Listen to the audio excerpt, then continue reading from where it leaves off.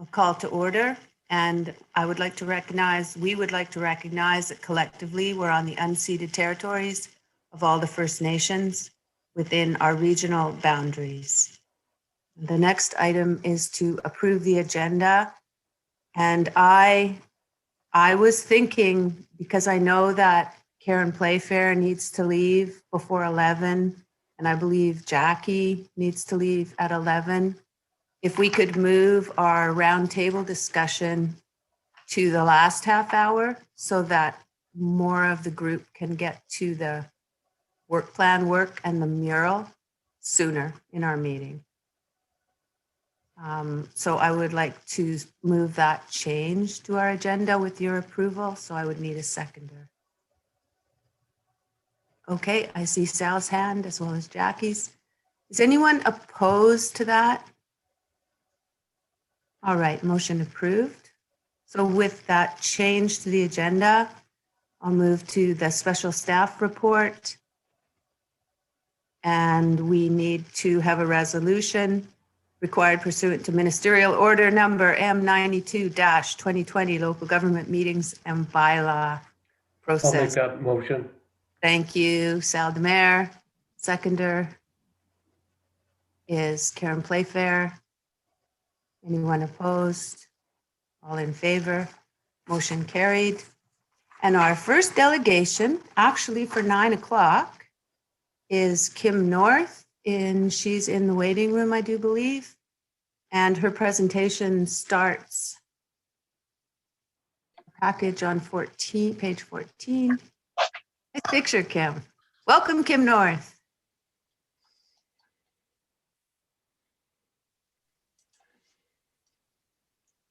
Good morning. How are you? Good morning. So we see your package here, starting on page 14 of our agenda package.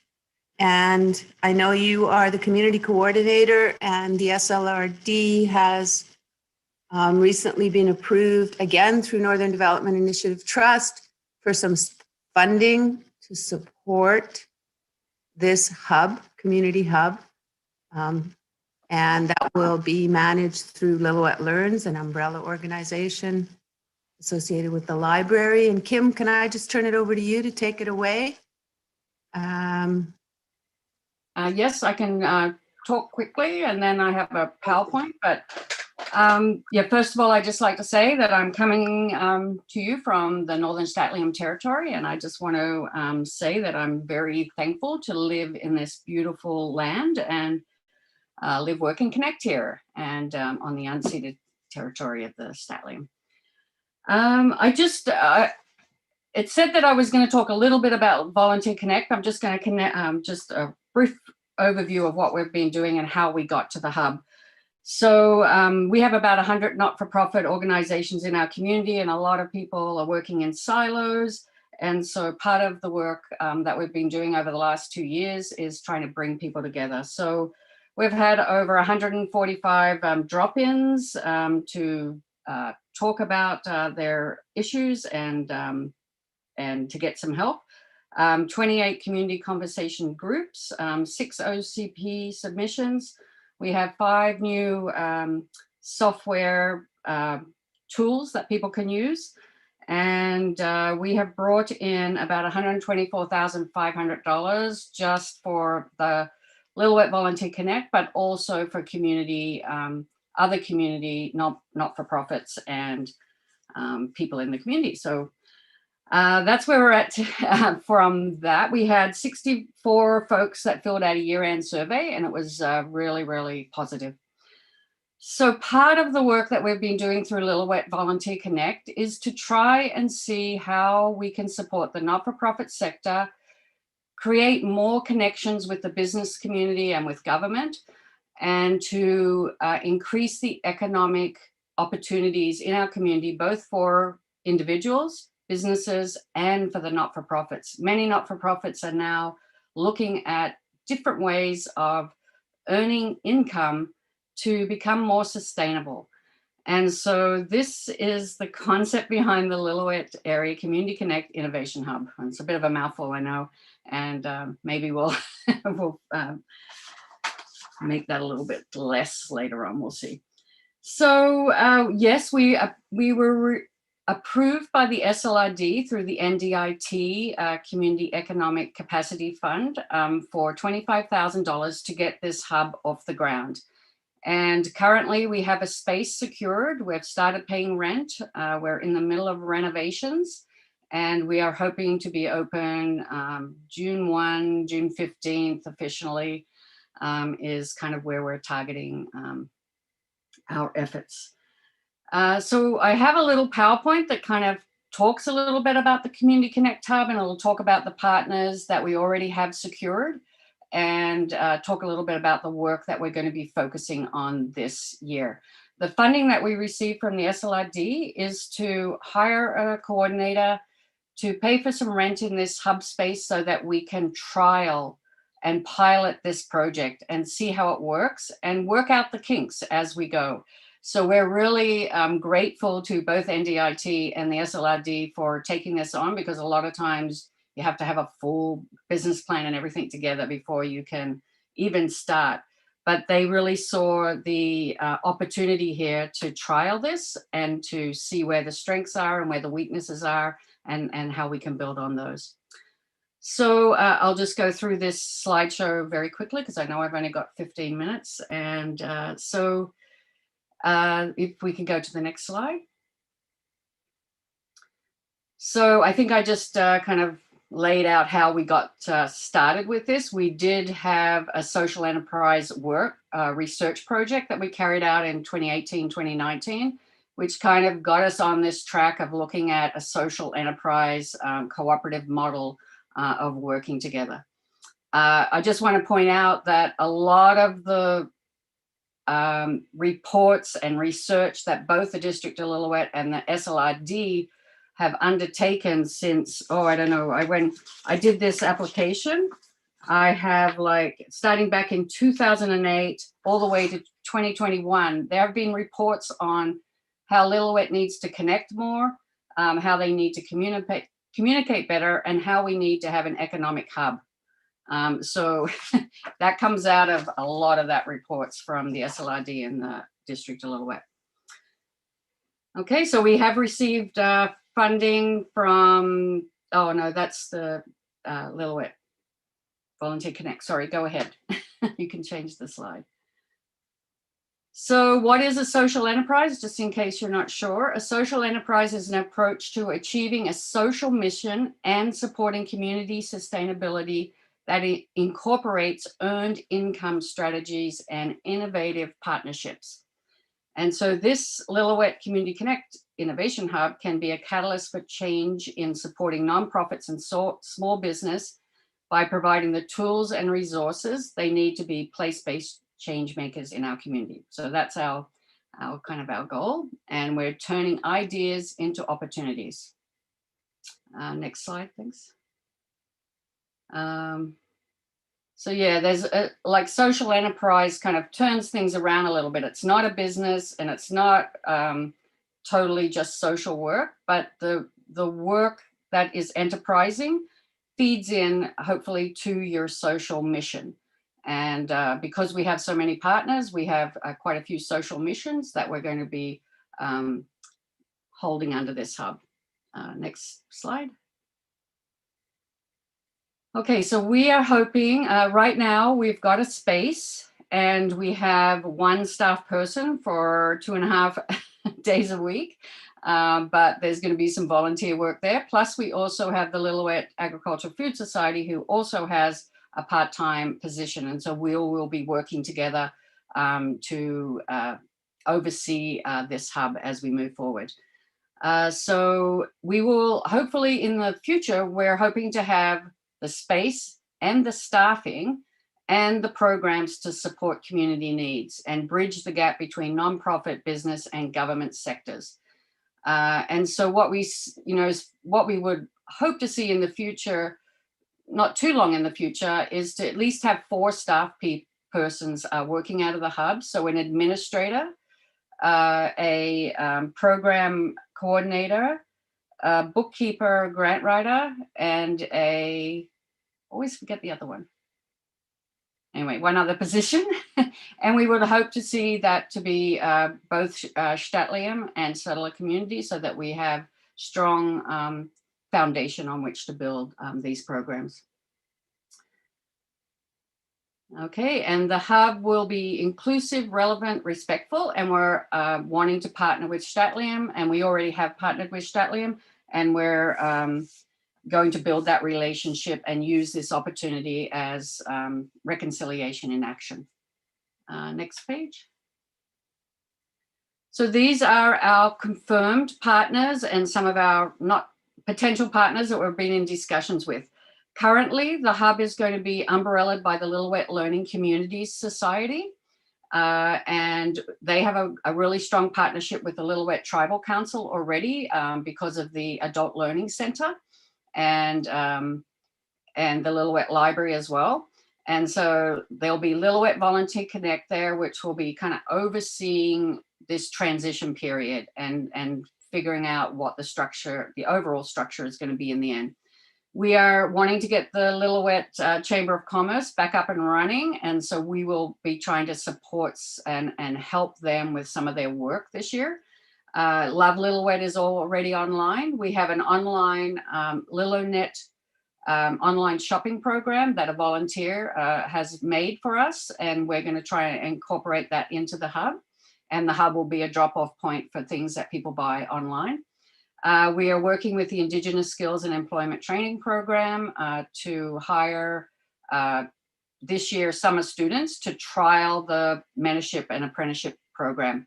Lillooet Agriculture and Food Society, the Lillooet Arts Collective, and the Lillooet Regional Invasive Species Society are all putting rent towards this space, and so co-sharing of the space. And then what we're trying to work with Tourism Lillooet and the heritage organizations and the Statlium Experience Tours. And then we have the business community and the training, all the training entities that are working here out of town. So that's a good group of people. And we've already been having quite a few sit-down discussions on actual space requirements and just the renovations and all that kind of stuff. So we're already trialing this and how we work. Oh, and the other thing is we have a private partner as well. So Seed to Culture and Stone Fruit Gallery is also going to be in the space, and the Stone Fruit Gallery is going to be under the hub umbrella. Okay, next slide, please. So the main thing is to connect, convene, and collaborate. So we want to bring people together. We want to have respectful space that we can dialogue with together and to come up with ideas. And then we want to collaborate on joint projects that make our community stronger. And next slide. Kim, I'm conscious of time. I'd love to have some time for people to be able to cast questions. I can't see everything on my screen, so I need you to pick the pace up a little bit. And if someone has questions, I think it would be okay if they just ask them, right? Okay, so I'm just going to say the headings of these, and it's just each component of the hub. Good. So we're going to have to look at this because it came with our package ahead of time. So that's good. Did it? Okay. Yeah. Community conversation space. Next slide. The co-sharing space, which we're already doing. Next slide. Volunteer Connect and Chamber of Commerce working together. Next slide. The big thing is the apprenticeship and the mentorship training program, where we'll be giving hands-on training in the agriculture, the arts, the culture, and the tourism sectors for now, but also building on the entrepreneurial side of things. Next slide. So then there's the business incubator. So providing supports to existing businesses, new businesses that want to come into town, and to these apprentices to start up their own businesses. Next slide.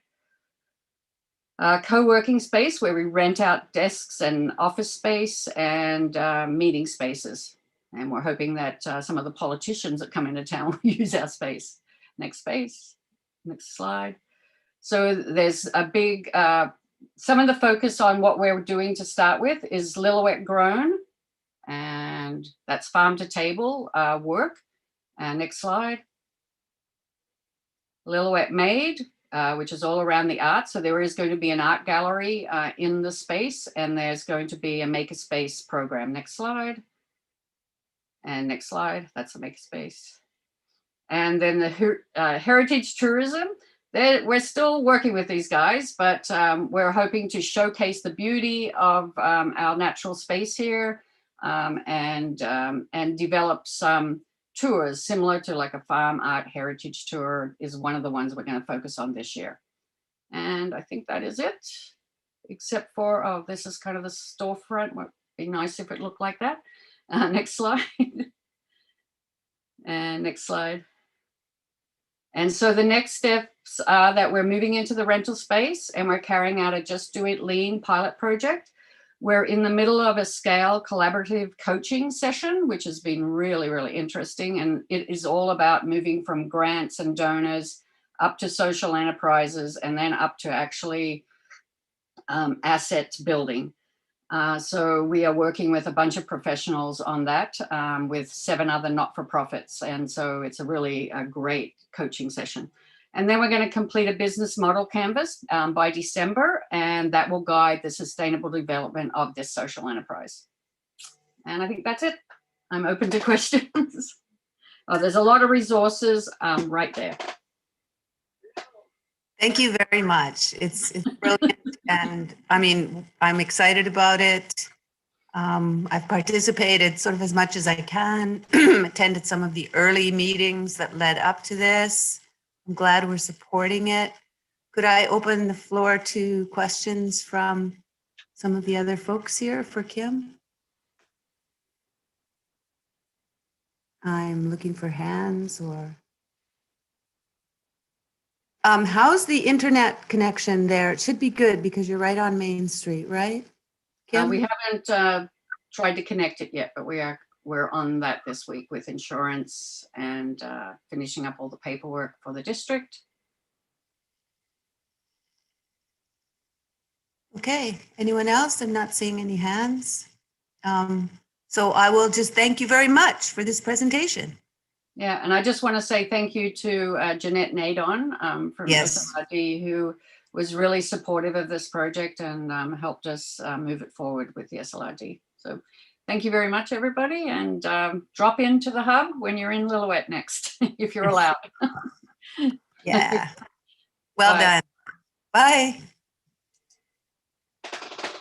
Hey, thank you. And, oh, Jackie, did I see your hand? Or are you waving? Thumbs up. Okay. The next item, Suzanne Denbeck and the Ridge River Valley Community Association are going to be coming to our July meeting. And so item 5 is the consent agenda, which just contains our minutes from the last meeting. I need a motion to approve the consent agenda from Sal Demare. Thank you. Seconded by Lori Hopful. Okay. Is anyone opposed to moving that? Motion carried. Business arising from the minutes. I don't believe that there's any. And so that takes us to staff reports and other business, starting with CAO, Melanie Helmer for a CAO verbal update. Please go ahead. Thank you, Chair. So 2 things today to share with the committee. The first is that we are pleased to have Leanna Steppen with us today. She is working with us for the next year under the NDIT internship program and will be attending and participating in this committee, as well as completing some of the actions that are assigned by the committee to staff, and working on a number of regional district initiatives, especially ones that are of benefit to those in the Northern Development Initiative Trust service area, which is all of you who are here today, electoral area A, B, and Lillooet. So you will be hearing from Leanna over the coming months, and we're just thrilled to have her with us. Leanna, did you want to say something just to tell the committee a little bit about yourself? Sure, I can give a brief overview. So I'm Leanna, and I graduated from Simon Fraser University in December of 2019. I studied environmental and resource management, and my past work experiences, I've worked with BC Hydro before, nonprofits, and Elections BC. Okay, thank you, Leanna.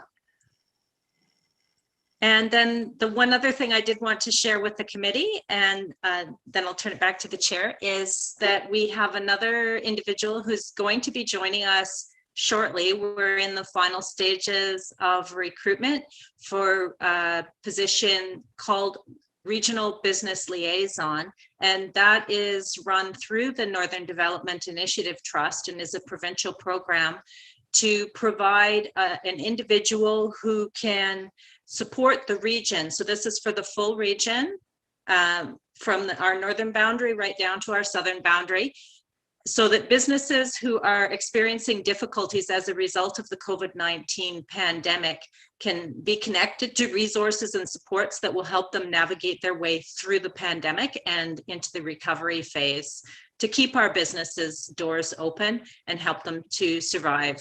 So we're hoping to have further details on that coming up shortly, but I did want to mention that we're getting close on that, and we're really excited to be able to provide that support for our businesses. Thank you, Chair. Thank you very much.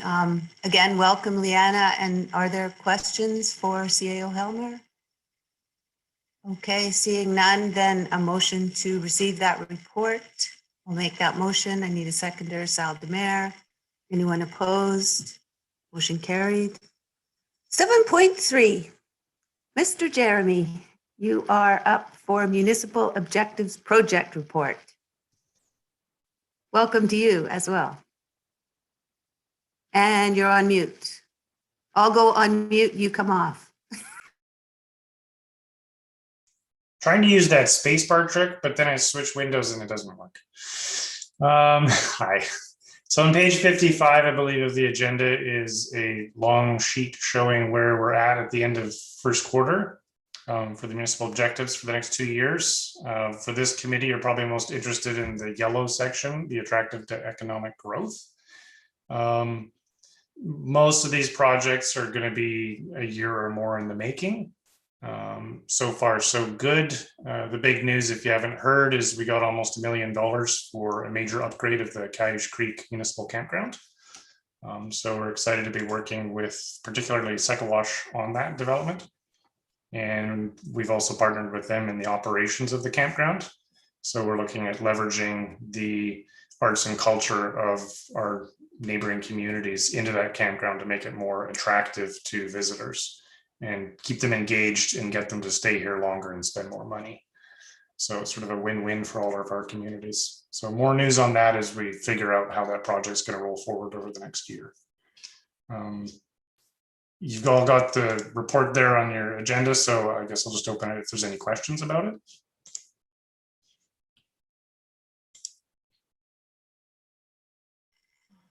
Jackie Rasmussen, go ahead. Al, I see your hand next. So there's a lot of things on, Vivian, I've sent you an email with my roundtable, but this links to one of the points on my roundtable.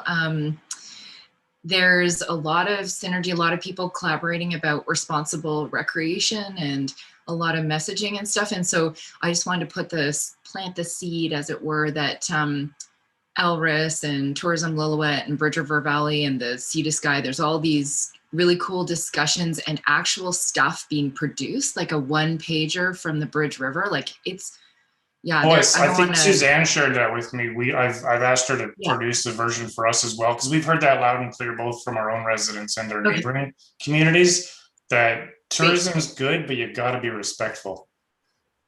Okay, that's all I wanted to do was just like loop you guys in, and then I'll be in touch because we want to collect some data this year, and we want to collaborate with anybody that's doing that kind of stuff anyways. So yeah, great. That's all. Perfect. Yeah, I'd love to stay in contact about that. Thank you. Karen, I see your hand, but first, Director Demare. Yeah, thank you, Chair. Jeremy, with the Cayuse Creek campground, $1 million, what are the key components? There's a bulleted list in our information release on our website if you want to read more about it. It was supposed to be the icing on the cake of another grant that we went after but didn't get. So we're going to kind of struggle to make a cake with no filling. But it's like glamping sites, upgrades to the facilities themselves. So a food concession, information center where we'll actually hopefully be able to showcase some art from Squamish. Upgraded trail signage, making it more accessible as well, and improvements to the information and access to the boat launch. So things like that are nice to haves, not need to haves, but to make it a more attractive venue for people to camp at. Okay, thank you. I'll look at your website. And alternate Director Karen, go ahead. Well, I was just actually going to follow up to Jackie's point about the responsible, respectful tourism. Sea to Sky is doing an extensive project on that. So I wasn't able to go to all of the last meeting, but I was on with the previous meeting. And so there could be some signage and some tools available to us through that. I'm trying to, I don't know, Jeremy, if you're looped into that at all, but I had been working with Tourism Whistler. It's my old friends, Patricia from Tourism Whistler, are working on that. So I've just been coordinating with them a little bit and hoping we can take advantage of some of those tools for here, and maybe to interface with, like that's for Lillooet, and then for Area A to interface with kind of what the Bridgeford Valley is doing. But then I guess my second question, just sort of after hearing about the campground and the filling versus the icing, I was just wondering, Jeremy, is there any ability to have some sort of a, I don't want to say visitor center, but a visitor reception or like a sort of satellite visitor center out of that location? It feels like it's a good location for RVers coming through versus trying to park on Main Street and stuff. So just wondering whether that's in the plan, or, and I can look at yeah, there's intended to be a space for people to find out enough information to pique their interest to then go up the hill and see the rest of the community. And that's what we heard loud and clear from the leadership of Squamish as well, is that they want to use the campground as a capturing point for people who might just be thinking of passing through, to capture their interest, show them enough to get them excited about the area, and then lead them into all of our communities, whether it's Bridge River or Squamish or Lillooet itself, and to work with the Tourist Association, which Chief Michelle Edwards is actually on the board of them. So the Historical Society and Visitor Information Center. So we're trying to create those linkages so that whatever information and activities all the businesses and community groups might want people to be interested in will actually be there front and center at the campground. For even those who might just want to stop by and check out the art or go for a walk on the river, they won't be able to avoid the information, and then they'll hopefully spend some money.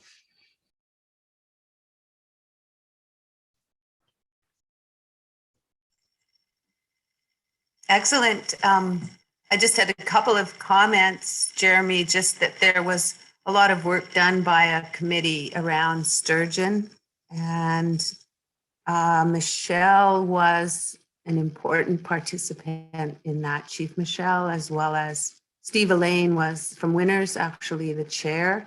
So there has been quite a bit of work, and there was some suggestions around signage and so forth. And just maybe for your information, you might be able to benefit from some of that work that's already been done. It was pretty controversial here a few years ago, And then I Still thought is, the committee yes, but did some we've, good work. myself and other staff have been in constant contact with them for the last year and a bit about, Okay. because COVID made the issue of the boat launch rather controversial and our limitations on those who could use it. So municipal council actually passed a policy that we're limiting the operators, the tour guide operators, to those who live and operate from Lillooet Area A and Area B. If you're from Wow. Alberta or Ontario, too bad, move to BC. Otherwise, you can't operate out of our campground. You can go to Lytton or somewhere else. We're trying to support local businesses, both for COVID safety reasons right now, but long-term, just that we need to support our local workers. And Chief Michelle Edwards has been instrumental in that push. And she's been talking to us kind of on the side. Maybe I shouldn't share this, but she's looking at promoting other businesses out of there as well that again support both Indigenous and non-Indigenous business operators. This is excellent news. And the only other observation I had looking over this strategic objective, I finally got it big enough on my big screen that I could actually read it, is I was looking for agriculture there, and it's so important in Area B.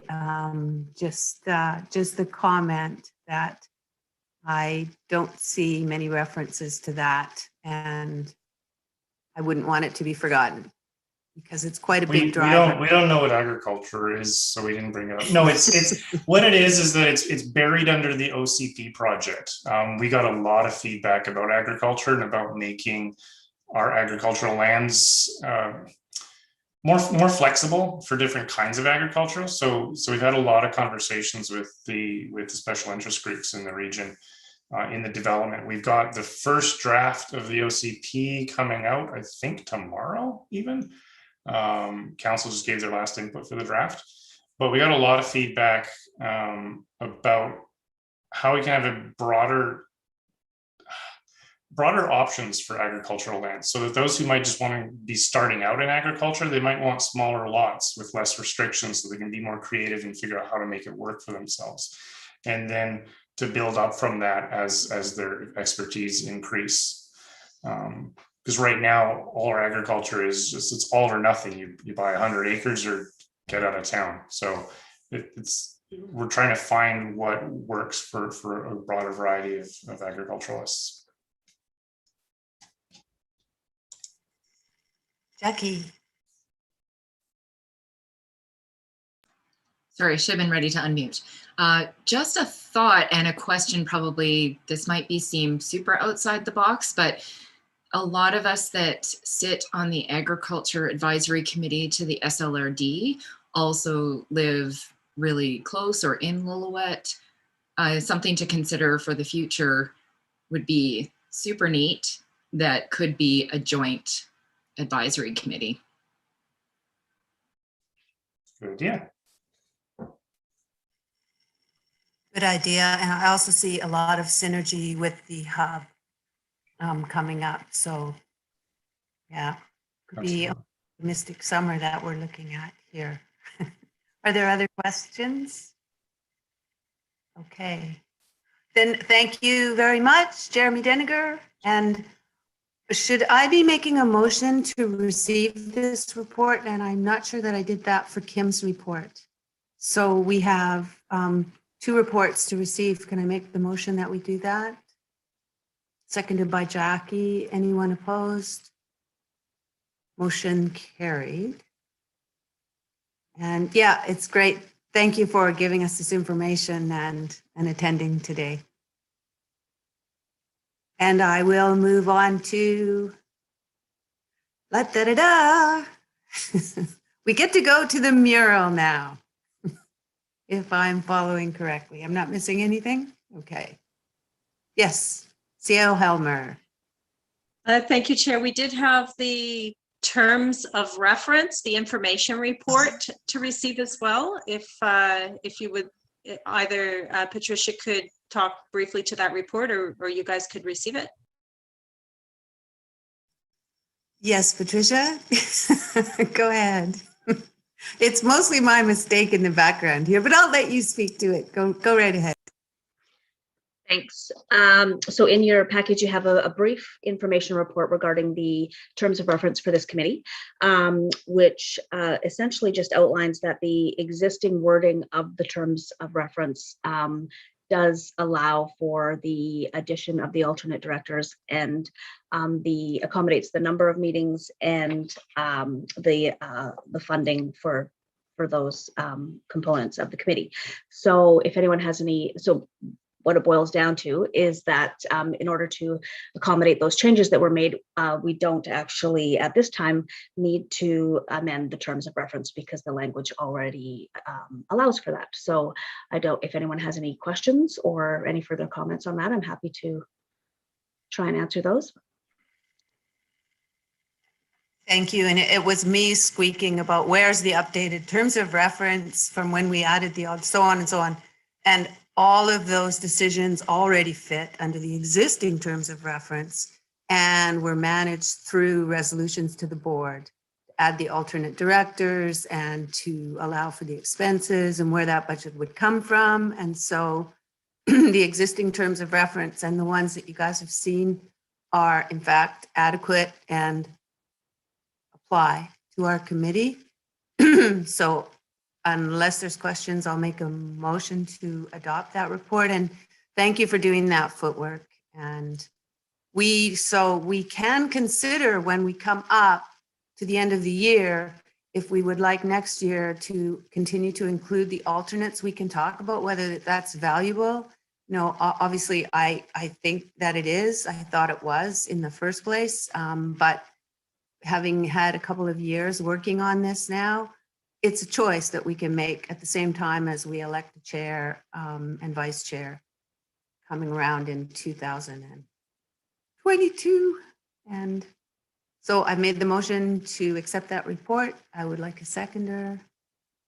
Thank you, Saldmare. Is there anyone opposed to that? Motion approved. And then I see prioritize Northern Economic Development and Initiatives Committee working document. So my favorite document, we're going to go back and look at this, but with a mural.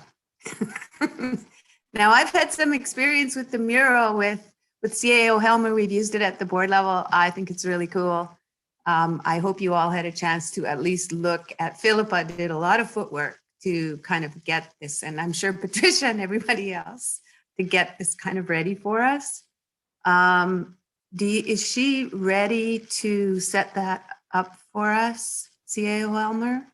Should we take a 5-minute break? Yes, Chair. Thank you. If you're okay with me admitting her, we'll get that happening. She's on the mural board right now. I can see her. Okay. So do we need to all click in or just let Philippa do it? Good morning, Philippa Campbell. Good morning. Hello, I'm Philippa Campbell, Project and Research Coordinator for the SLRD. Whereabouts are we and how can I help? We are ready, I believe, to look at the mural.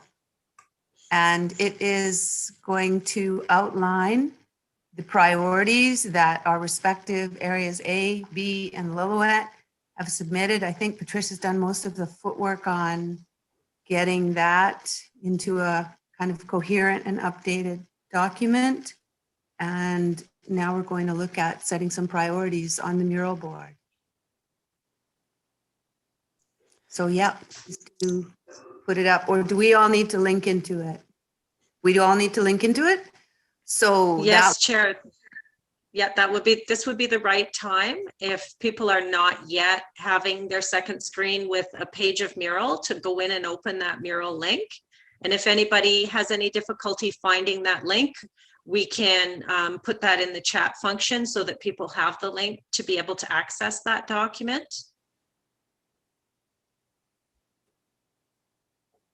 Did we just lose Philippa? Oh no, she just moved. Okay. Yes, please. Can you put in the chat, Melanie? Okay. It might be worth putting that in the private chat, Melanie. I'm just not sure what's visible in an open meeting. I can also re-email if needed. I don't know how to put it in private chat. Okay, no problem. It should be okay then. It does not seem to be popping up, so go for it. So if I copy paste the link that I'm in, will that work, Philippa? That should work, yes. And it did come from Natalie yesterday. It came previous as well, but she sent it with the updated agenda, the agenda that had Bridge River Valley moved to July. So, oh, I see Melanie's put it there. So I've managed to get in with the link. Yeah, so we'll just wait a minute until everybody is on this page, and then we'll provide a little bit of background information so people know what to expect. Okay, I'll go on mute.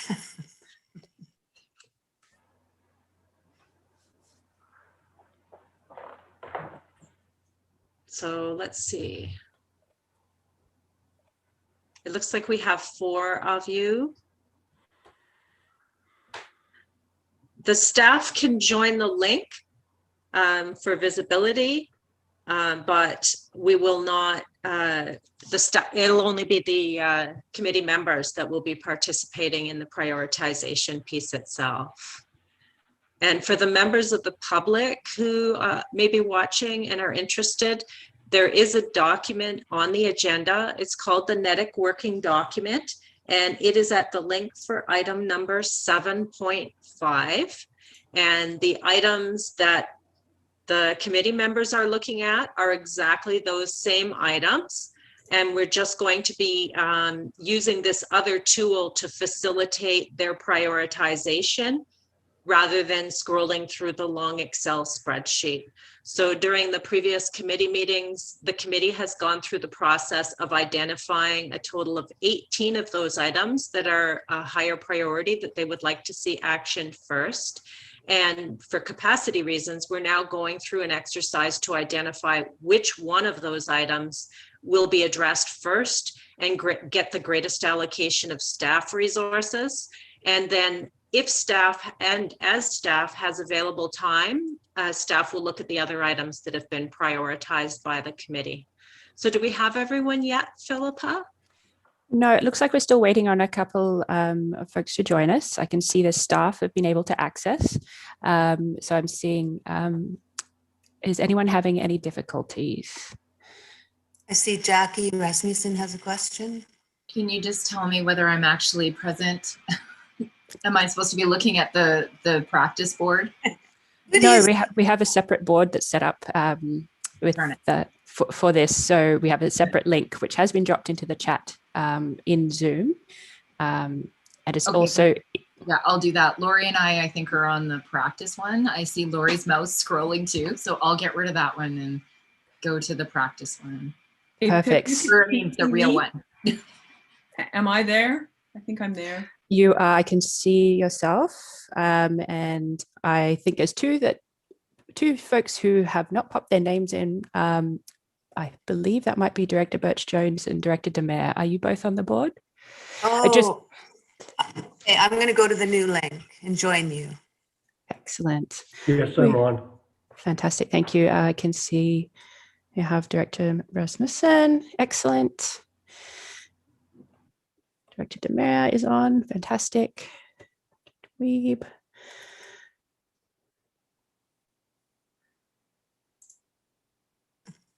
I never should have admitted to having any experience with this. Here I am. All right. I hope you see me on there now. So maybe Philippa, if you pull everyone to where you are and show step 1, then everybody can say whether they see step 1, and we'll be sure we've got everyone on the same page. No problem. So I've just pulled everyone to the top of our step 1 review priority list. You should be able to see the Squamish-Lillooet Regional District logo, and then the first row of a grid with some yellow notes there. Perhaps if anyone is not able to see that on their mural board, if you could let us know, and then we'll be able to get you to the right place. Am I really a squid? Pipe down, Karen. to be a giraffe. Elephants. I'm a hippo, I think. So, Karen, I don't know. Yeah, maybe I'll go with squid. Apologies, we have no control over that. I believe that we have everybody in the right place. Please speak up if you're having any problems there. Shall I turn it back to CAO Helmer? That's wonderful. Thank you, Philippa. So I'm just going to describe briefly so you know what to expect, what we're going to be doing with this exercise. This came out of the last meeting when all three jurisdictions had identified that they were going to finalize the items that were priorities. There was a lot of discussion over the past months about the document itself, as well as the items that are priorities. And now what we're looking to do is identify probably the top three things that we can allocate some staff resources to immediately get some action happening and continue to move that forward over the next year, with additional time being allocated to the other priorities as we have resource availability to complete that work. So it doesn't mean the rest of the document isn't going to be actioned, and certainly some of those items you're actioning yourselves or are a part of the other priorities that we're moving forward. But this will be where we'll focus our resources to make something happen so that we see results. So out of the items that all of you as a committee have prioritized, there were 18 items. We're going to first walk through that very quickly. I'll just share them for the benefit of any members of the public that may be watching, so they'll know what you're looking at. And then we'll move into the second step, which will be voting on which of those items you think are the most important to immediately focus those staff resources on getting some results over the next year when we still have Leanna with us to action them. And then after that, we're going to take a quick look at each of those three things and say, now that you've prioritized those things, what would you like to actually see happen over the next year that you would feel is going to give us a concrete and measurable outcome, deliverable, that you've moved that priority forward? So is everyone comfortable with that framework before I continue? Or are there any questions about that?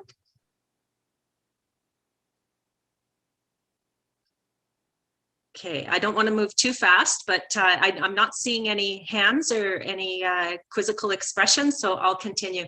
So step one, the priority list. What we have here, and Philippa, as I discuss, if you could then be ready to just kind of move it so that people could see it. We've made it big so that depending on your screen size, hopefully you'll still be able to read this. So we're going to just quickly review the 18 items, which is starting in the top left corner. Item 1.1A was prioritized, which is to support ongoing cultural awareness to establish and maintain relationships with the stat land.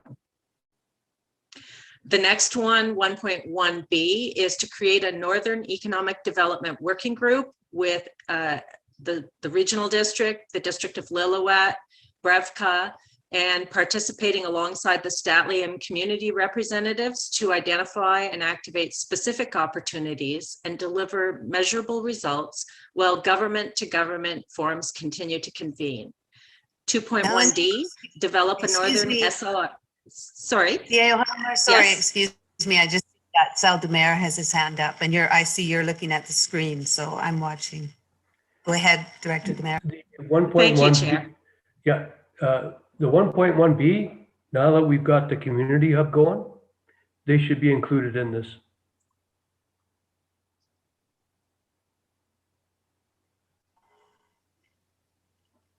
Now that you have the which going? The Lillooet, the community hub. Lillooet Connect? Yeah, yeah, exactly. So, sorry, I don't want to, if this is all right, Chair and committee members, I don't want to get into redoing what we have in the items, because over Okay. the past number of months. It's taken us quite a bit of time, and I think we'll get derailed from the prioritization. However, what I will say is if that 1.1B is one of the ones that's selected today, we could spend a bit more time if you would like to reword that particular item as a committee. But if I could get your indulgence to let's not do that here, just so that we can finish the prioritization piece and begin to get some outcomes for the committee before we go back into redefining things. Is that all right? I'm good with that. Yep. Thank you. Appreciate that. Thank you. Yeah, sorry, Chair, did you have something to add? Okay, thank you. Please carry on. Okay, so the next, thank you. So the next one is 2.1D, develop a Northern SLRD access issues and opportunities briefing note for use. And this, I would say, would now be 2022 UBCM discussions. Secure support of the entire SLRD board to lobby for investment through improved access throughout the Northern SLRD. Next row, please, Philippa.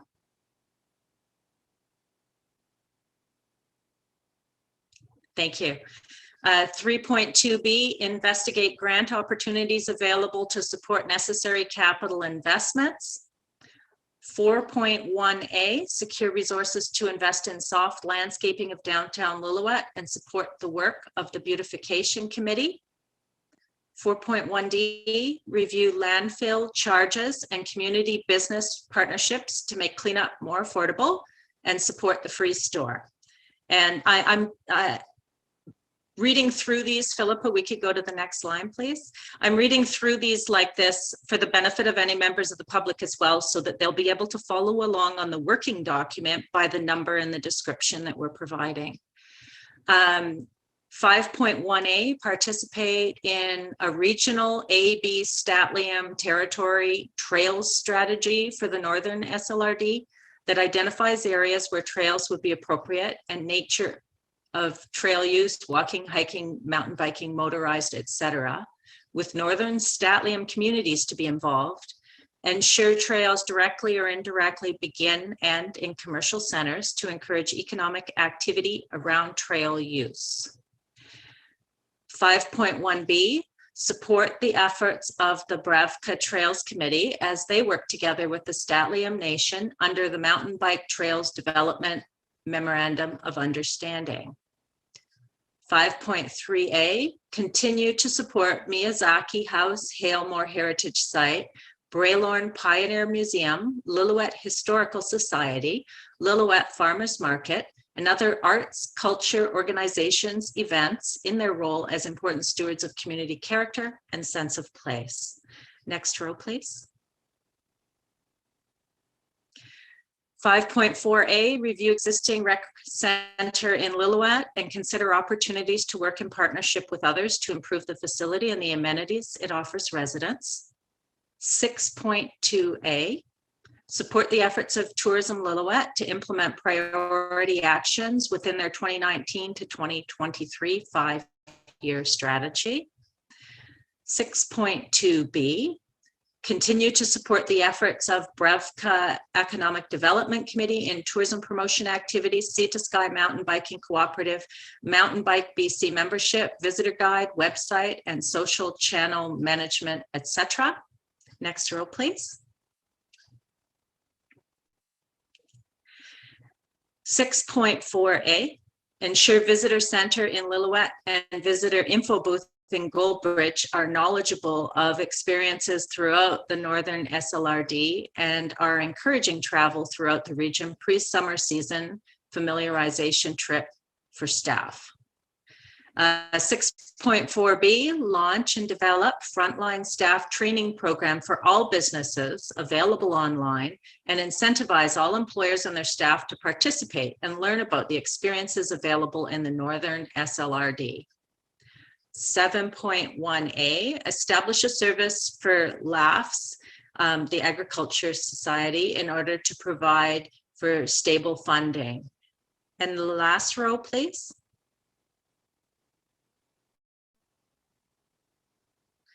8.1A, support current health services in order to at least maintain current services, doctors, review current health services and identify opportunities to enhance through public and private sector.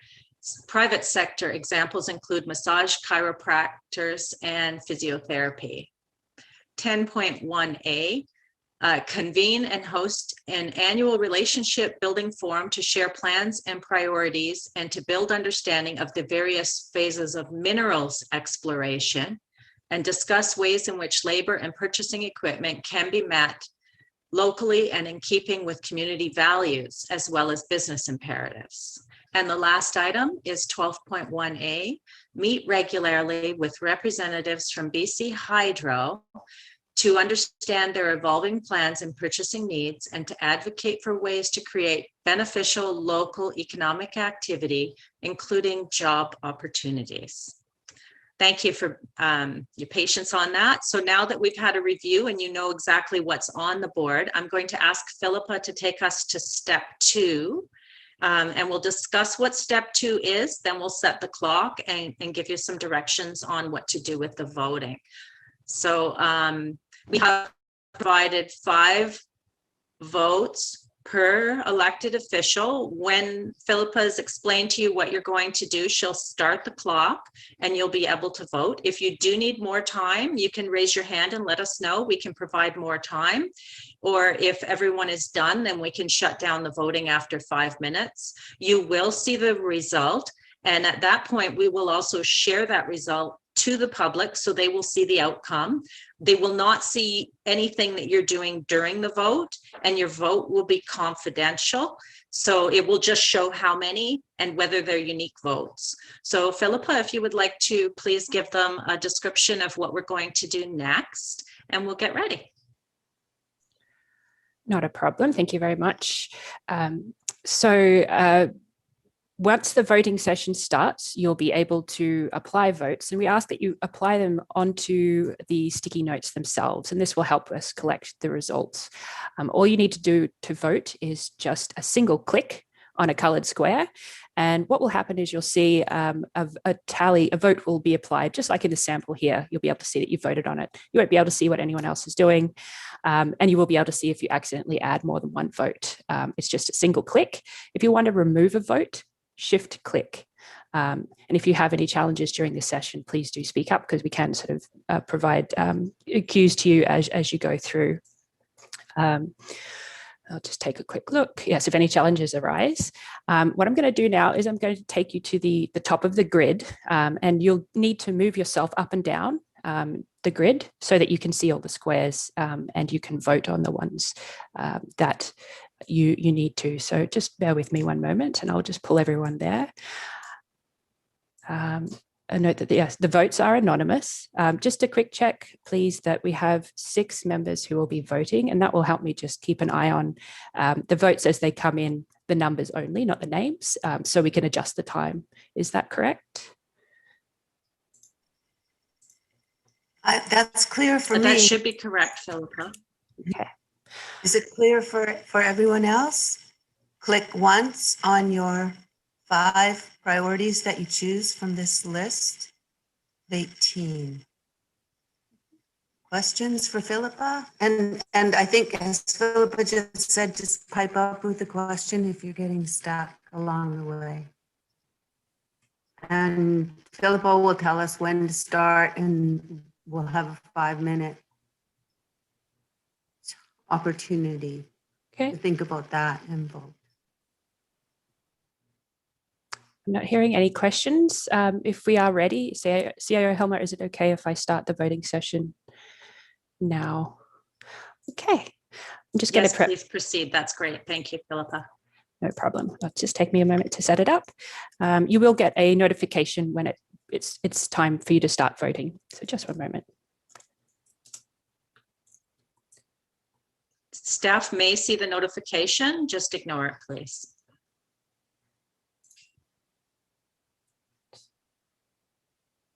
Okay. The voting session has started, and there's 5 minutes on the timer.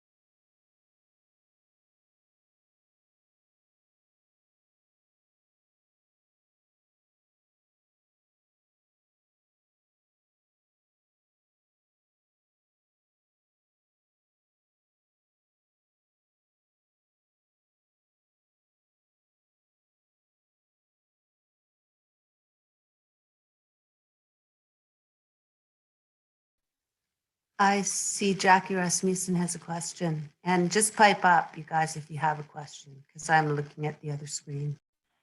I'm just having trouble. I think I clicked on, I want 1.1b, but I mean, I'm clicking and I think I only have 4 and I'm allowed to have 5, but I can't click on the one that I want to click on. And I think I clicked on an action instead of a strategy or whatever. Understood. I can see that you don't have any votes left to apply. I can't see what you voted for, but I can see that you don't have any left to apply. So to get that vote back, we'll have to find what it was that you clicked on and remove that vote, and that will give you your vote back, if that makes sense. Can I remove it myself? Yes, absolutely. Shift click. Shift click. Okay, so I just was scrolling, and I think when I was scrolling, I can't see where the other dot is though. So I have 1, 2, 3, 4. I only see 4. I'm in the same boat. Oh, you're in the same boat. Thank you, Stal. Okay. Unfortunately, because it's anonymous, I'm not able to see where those votes have been applied. Sal's in the same boat where we've only gotten to 4. So is there a glitch in the system? So I'm wondering, Philippa, if they ended up inadvertently double clicking and an item has 2 votes on it instead of just the 1. If you look closely at the little tiny circles and see if one of them has a number 2. Okay. Okay, I see. I clicked on the side, way off to the side. Oh, did you? Okay. Maybe Yeah, I just took it out. I had to have done this, but how? Okay. It's hard to control your clicking impulses. Well, you can't scroll. You can't scroll over top of them, or else you will actually vote for it. So you have to scroll down, and then you have to, anyways, you have to minimize and then maximize. I don't see. Okay, so let's Karen, are you doing okay? Barb, Lori, are you able to? Okay, Karen's giving me a thumbs up. I was able to click on the 5 votes. Oh, So I found it. I clicked on. I voted for the sample. Okay. I haven't said Okay, Jackie, so did I. I'm usually much better at this. Okay, can I have a few more seconds here then? Yes, you may. Take your time. This is important. Karen's saying no, but I'm saying yes, and I'm checking. Can you add a bit there, Philippa, until they have a chance to reallocate those votes? I've added 2 minutes, but we can finish where I'll wait.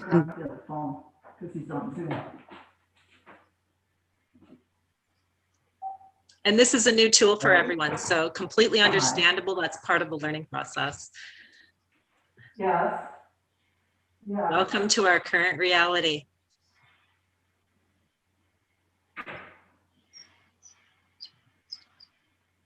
I like this though. It's good.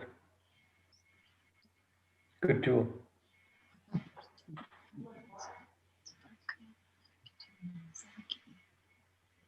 You know what's hilarious? After all the time we've spent looking at this, I was reading through some of them going, I don't remember it saying that. It's really good to see it prioritized, like in this just, okay, now we're down to this condensed, because it really does make you go, oh, okay, yeah, it's not just a big list. Okay, I'm good. Chair, I'm going to have to leave. I've done my voting, but I have to go now. But thanks. That was great. I think that was a very useful exercise. Well, I'm really delighted that you hear my votes. Philippa can see your votes, right? Yeah.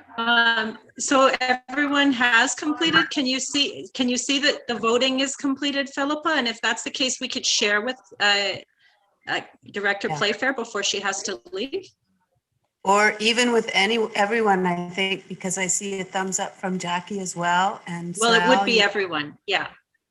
Okay. So confirming we are good to end the voting We session would now? end up sharing with everyone. Yes, please. Okay, ending the voting session. And you should get a, And can you get everyone to see that, Philippa, please? Oh, I can see it. Mhm. Can everyone see that? Yeah. Okay, so Philippa, I'm also going to ask if you could please share that, or I could share that to the public. You want me to? if you don't Okay. mind, because I can capture it at Yep. the same time. Thank you. And Philippa is going to capture it so that we have a record for the future. Now, is Someone that, just needs to be on mute. Val, I think, do you mind muting your system there? Thanks. so everyone can see that? Okay. On the screen share as well as the mural? It's a little small, I know, but you can see where everything landed. And we'll look at that in more detail in a minute. So if you want, I could read out the top three that we're going to look at a bit further. Would that be helpful? I I see a can couple. now that we're screen sharing, but Or Karen. do you chance want to look at read it? I know that? you have to go. Pardon me? I'm just confused as to which order it goes in. Is the most votes at the bottom or at the top? The most votes are at the top. The top two tied for first Okay. were the ones with 4 votes, which is 1.1A, support ongoing cultural awareness to establish and maintain relationships with the Statliam, and 5.1A, which is participating in a regional trail strategy for the Northern SLRD with AB and Statliam.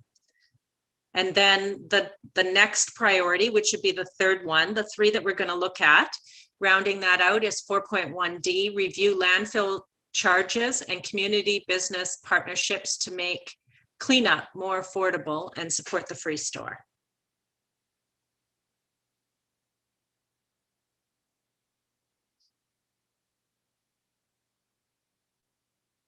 Okay, so Philippa, have you been able to capture that for our future reference? Perfect. And are people comfortable if I stop the screen sharing at this point? Okay. Very good. Thank you all for participating in that vote. And now we have a top 3. Well, we actually have 3 that are at the top, and then there are 5 additional items that have received votes. So from a staff perspective, we would allocate time onto those first 3 items. And then as time permits, those next items that received votes would also receive time and attention. And then if still additional time is available, we would go to the other priorities on your 18 list. So then if that's complete, we can exit out of the voting results screen, and we can go into the next step, which is to look at these in a bit more detail. And I understand some of you may have to leave. So you are certainly at liberty to do what you need to do with your day. And I thank you all for participating. And I see Jackie's hand up, and I was wondering if I could suggest a 5-minute break at this point as well. Is that convenient for you, Philippa? Do you need a break from us for any of the work you're doing? It would be helpful because I can prep the next section of the board for the work with the priorities you've identified. So I'm happy to take that time to do that if it works. Jackie, go ahead. Just a quick question on process. Will these, I love how this is laid out, and if a screen capture, or is it possible to have this as part of our minutes or just to be provided to us to show where we voted, just to have for reference? Yeah, so we don't include things like that as part of our minutes here, but what we could do is have that come back to the committee as just for information, correspondence for information at your next meeting, so that you'll have a record of that for the public as well as for your own use. Yes, please. Do we need to make a motion about that? Yeah, sure. You could make a motion of that and we'll be sure that that's captured. Okay. I'd like to put forward a motion to record the strategies and votes in the order that they appear on our board, in a paper form or digital form for us. Yeah. For us and the public. Oh dear, someone can help me fix that. Totally understand. You would like this result captured and provided back to us. And maybe as an item of correspondence on the next agenda Yes, please. for our working reference in future. Director Demare, are you seconding that? Yes. Anyone opposed? Motion carried. Thank you. And my screen says 10:19. So let's break till 10:25. That be all right? 6 minutes? Okay, good. Thank you.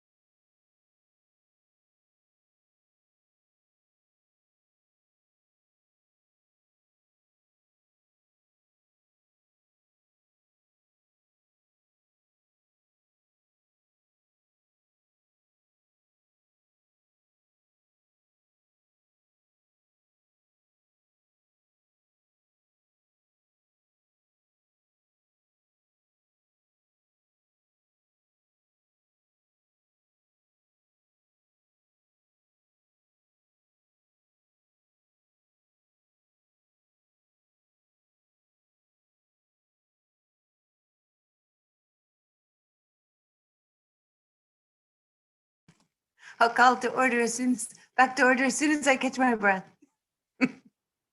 Looks like everyone is here.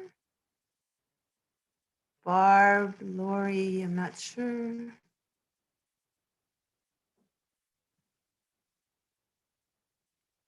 Thanks, Philippa. That was pretty good exercise. Is everyone feeling okay about the way that worked? Very good. It's not quite the same as being in the room together with our sticky notes, but pretty nice tool. So what's next? Well, we should make sure Barb and Lori are here. And Karen is gone, and Jackie, you'll have to go too, but not till 11 if I'm on track. Okay, so Barb did have her screen and her audio off when she was voting, but she was present.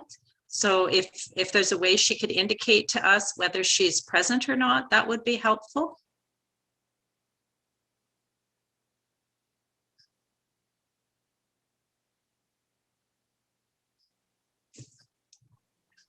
I'm here. I'm just having problems with video, so that's why that one's off.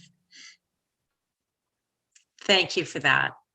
Just want to be sure that I keep the record of who's present when we are doing this.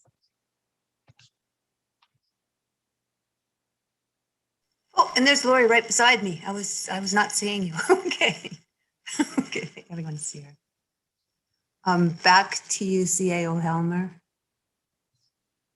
Thank you, Chair. So the next step then is step 3. Philippa, can you bring everybody to the first priority, please? Thank you. So Philippa has taken the opportunity during the recess to take the 3 items that were selected by the committee as having the most votes, and they have been copied into the first strategy. So that one is 1.1A on the NEDIC working document for any members of the public, and it reads, support ongoing cultural awareness to establish and maintain relationships with StatLiam. And there's an action comment that came from that working document that says the SLRD is involved in community-to-community forums. We need to do this post-COVID and when we can meet face-to-face, and also StatLiam 101 session. So those are the comments that we captured from previous meetings when the committee discussed this. What we would like to find out is over the next year, and given our COVID reality, what are the steps that you would like to take so that we can move forward this priority?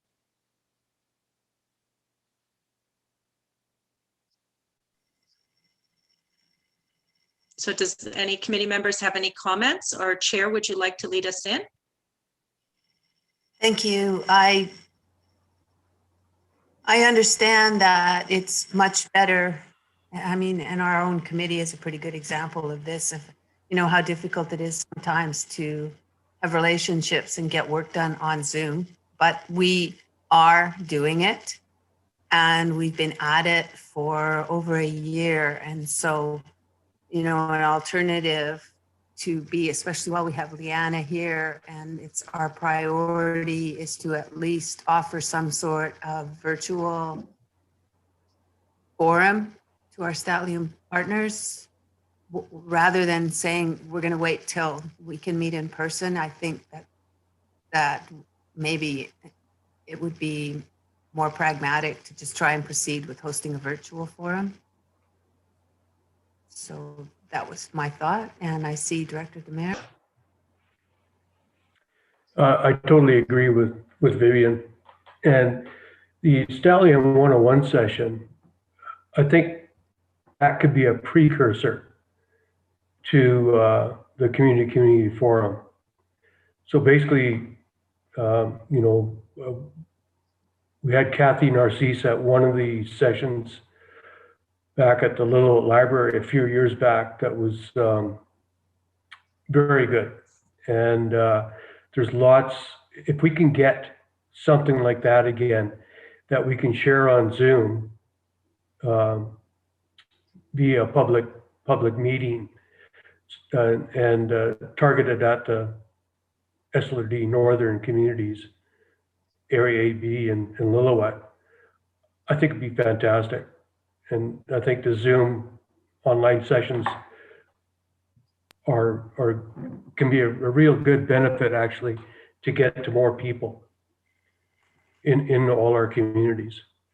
And then continue on working at the community forum online. Thank you. And I see Jackie and also Barb. Jackie, go ahead. Thank you. I agree with Sal. I would like to take it one step further with inviting the 101 as well as another action would be to host a workshop that educates, that is specifically to do with reconciliation and communication. That would help us to provide, rather than saying we're going to host a forum, that we actually hear and understand from the Stadtlium exactly where they're at and understand how to engage. So while the forums are good and we've had some good progress from them in the past, is that the best way forward? So I like the idea of the 101 coming right from our own communities. I like the idea of having a workshop for the committee or staff and or that is to do with reconciliation and communication. And then I would also just like to then, the first step is to initiate a conversation and come together. And if that's a forum, great. If that's another way that we've determined along the way, just let's initiate one meeting, whatever that meeting is defined as this fiscal. I see CAO Helmer and then Barb and I think Lori. Thank you, Chair. I just had a comment to Director Rasmussen's comment, which was if we were to proceed with the engagement piece as some kind of forum. This year, I did want to make the committee aware that their community to community funding opportunity is different than in prior years. They're willing to go up to 100% of the costs associated in order to encourage that, because it seems like there is some difficulty, not just for ourselves, in attempting to have these dialogues. So we can have the costs covered this year. Thank you, Chair. That's good news. Barb, I do believe you're next. I was 3 people ago, but that's okay. I'll forgive you. It's okay. It was basically all said. I think we need to move forward because we need the feedback from the other side. We can come up with all kinds of initiatives and things, but if it's not in agreement with everybody, it's not going to work. And I know that we've made some great groundbreaking with our work with Sequowash and the campground. Like, I've been hearing it out there that it's really nice to see somebody walk the walk and not just do the talk. So I think that we really need to start engaging, whether it be on Zoom or if things open up and we can do it in person, that's just a plus. Thank you, and apologies if I missed you. You guys really have to wave your hands. I'm a dolt on Zoom, like that's just the way it is. Okay. Lori?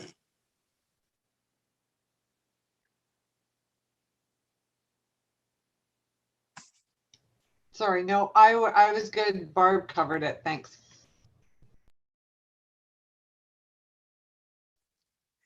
Okay, thanks. As long as we get there one way or another.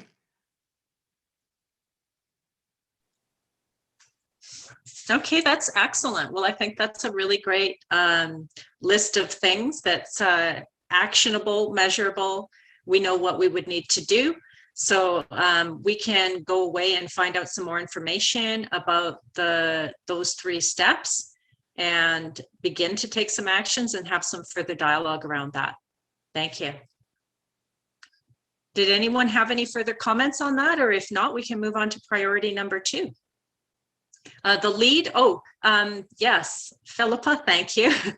So are you wanting staff to take an action here, and are you wanting yourselves to be engaged as well? So because we now have Leanna, we have somebody to assign some things to, so we can have staff action these first 3 steps that you've identified here, the things to do in the next year. And yes, Sal. Yeah, the contractor, the NDIT contractor we have for economic development, Suzanne Denbeck, that's one of her action items also. So Deanna can communicate with Susan Denbeck on this.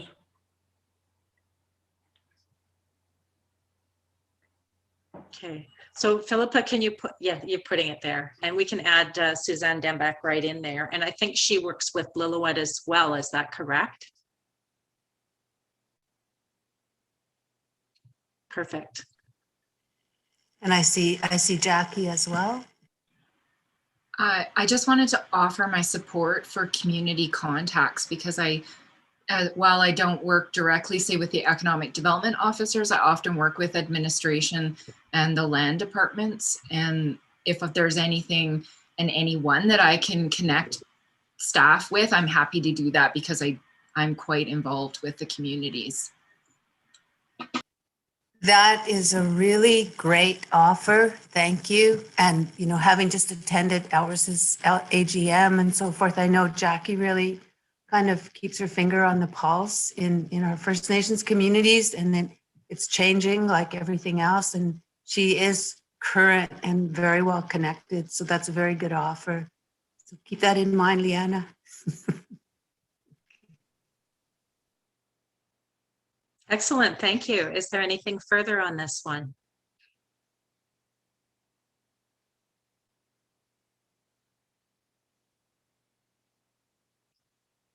Okay, yeah, okay. Philippa's got that captured. That's wonderful. Thank you. Great, guys. That's very helpful. So let's move on to priority number 2. And this one was tied as a top priority. And it is 5.1A, participate in a regional AB Statlium territory trails strategy for the Northern SLRD that identifies areas where trails would be appropriate and nature of trail use, walking, hiking, mountain biking, motorized, etc., with Northern Statlium communities to be involved, ensure trails directly or indirectly begin and in commercial centers to encourage economic activity around trail use. And the action comment with it is Northern SLRD Trails Strategy and SLRD Strategic Planning Session Item. So go ahead. Jackie Rasmussen. I'd like to include this. So the first action would be to include this topic as a point of discussion, linking to the measures in the previous strategy. So when we have our first discussion, I'd like this to be a topic that we initiate as, that we initiate. So that would be the first action I would suggest. And with a whole bunch of other things on my mind about capacity, and we have to know if this is something that the Statliam actually want. Speaking from experience, being the chair of the Agriculture Committee when we did the SLRD Area A, B, and Statliam plan, it was very, very difficult. The capacity to have representation on the committee and to get feedback. We never did get full ratification by council locally, any of the councils. So I just want to flag that, but this should be in our initial discussion. And yeah, and then I think what we need to do also too is have an initial discussion with all the parties that would have anything to do with the trails strategy and do some pre-research. So if staff could do some research on, I know Sal will have lots of experience to lend for this, but previous trail strategies, experience that the Sea to Sky Squamish Natural Resource District is doing with some really innovative trail strategy work with First Nations. So the research, I think, on preparing for something like this would be another action that I would suggest.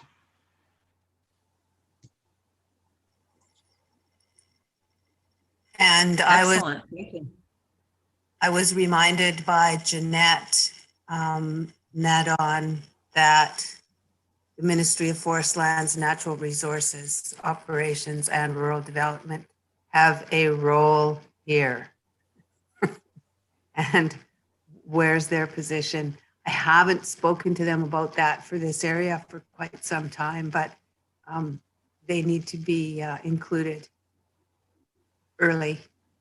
And I think, Sal, did you have a comment?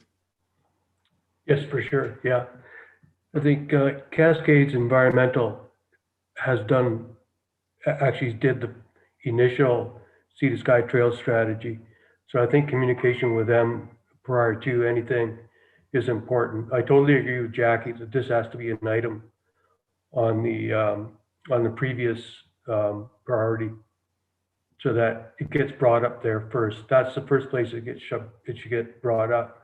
But in the meantime, do some research, get some research done with what the Trails Committee has done here in the Bridge River Valley, what the Trail Committee in Lillooet, where they're at, where the Nature Society in Lillooet, what they've done and what issues that they've come up with.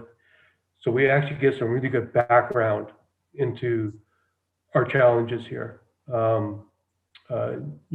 can reach out to the Rod Louie with the Shalath Development Corporation. They're planning on building some trails for their tourism industry. So there's lots of pre-work that needs to be done before it even gets to the sessions that we're looking forward to in action item number 1. I know Cascades Environmental has come to me in the past because they were doing another one for the East Kootenays, and just wondering how many hours that was spent by the Trails Committee to get to where they got to with the MOU. So the MOU lapsed in June, and it looks like it's going to get extended for another 5 years. So with the Lillooet Tribal Council. So hopefully that'll happen soon. But there's lots of issues associated with it. We've also got all the other interest groups that are out there, Backcountry Horsemen, and the list goes on and on. So lots of challenges to make it happen in our area.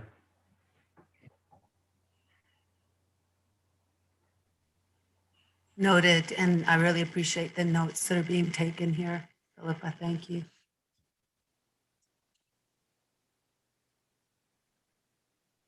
Anything else before CAO Helmer moves on?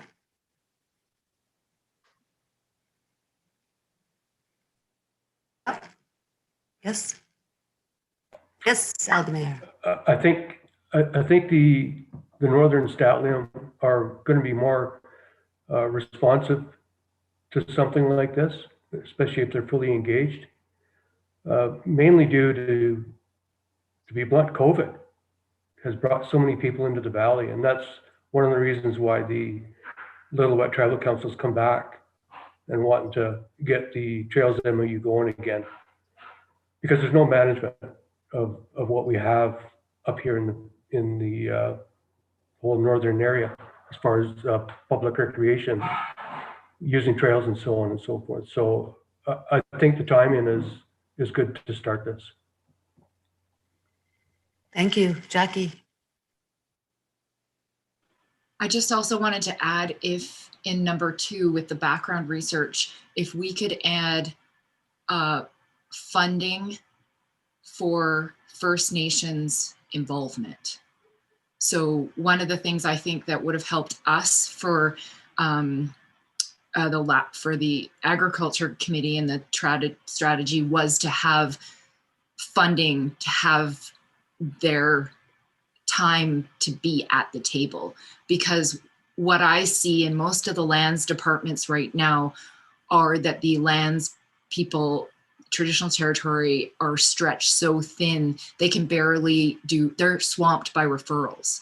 So if they were able to hire somebody to sit at the table or as part of their role for this development, or even just talking about it, I think that would be very beneficial. So if we could add that to the research, thanks.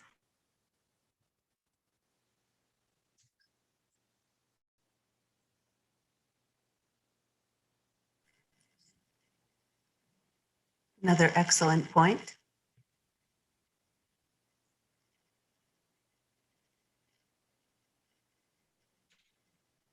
Should we look at the next item? Okay, so just before we move on, we'll look at the lead again, and who else would be involved in actioning this. So certainly we can again have Leanna involved to do some of this research and to reach out to the list of individuals and groups that have been identified. Step number 1 will dovetail very nicely with the first priority that we looked at. So that works really well.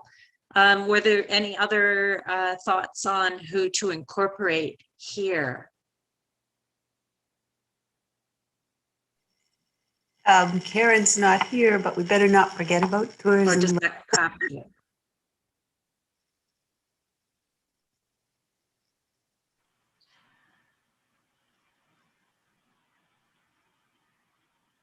Jackie, I see your hand. I think I'll just defer the actual trail stuff with the naturalists. I mean, of course, the Invasive Species Society has been quite involved in that kind of education piece. I think what we'll do, I feel comfortable leaving that to the research piece, but we have a SLRD staff person that, oh dear, what's her name? She did the trails strategy for Pemberton. Should we not? Allison? Allison, Yes, right. Allison McDonald. Can we put Allison McDonald as on the list to help Leanna? Or so staff will deal internally with the individuals they need to, and certainly Allison would be. She's our Parks and Trails coordinator, so she would be involved. If it's assigned back to staff, Leanna will be the point person, but she'll network with the rest of the people in the organization that she needs to make this happen. Right on. Thanks, Melanie. You're welcome. I think we can add the Bridge River Valley Community Trails Committee onto that, and Lillooet Off-Road Cycling Association, Lorca. Does Tourism Lillooet have a place here?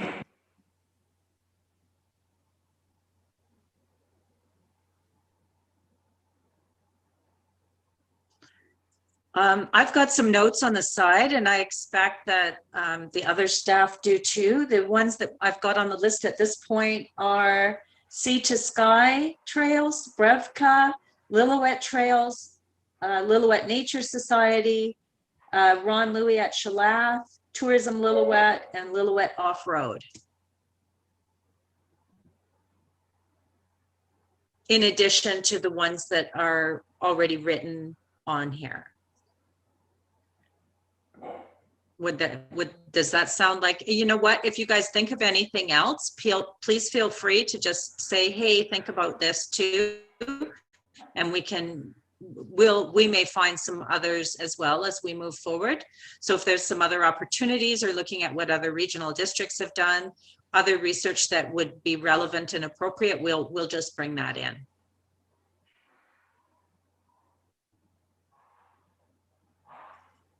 Okay, great. Well, thank you. Then I think we're good to move to priority number 3. You guys are doing great here.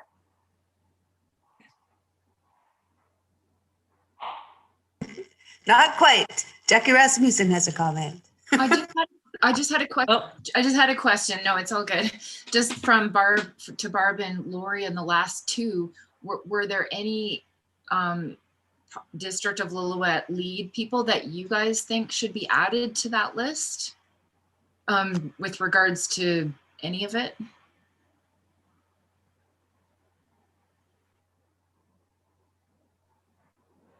No, I was thinking Lorca, but that's been addressed, so I can't off the top of my head think of anyone else. If something comes up, I can always send an email.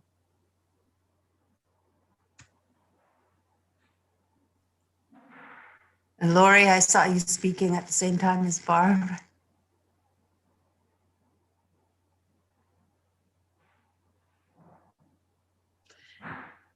Guys, And the other thing we can do is we certainly, sorry, Chair.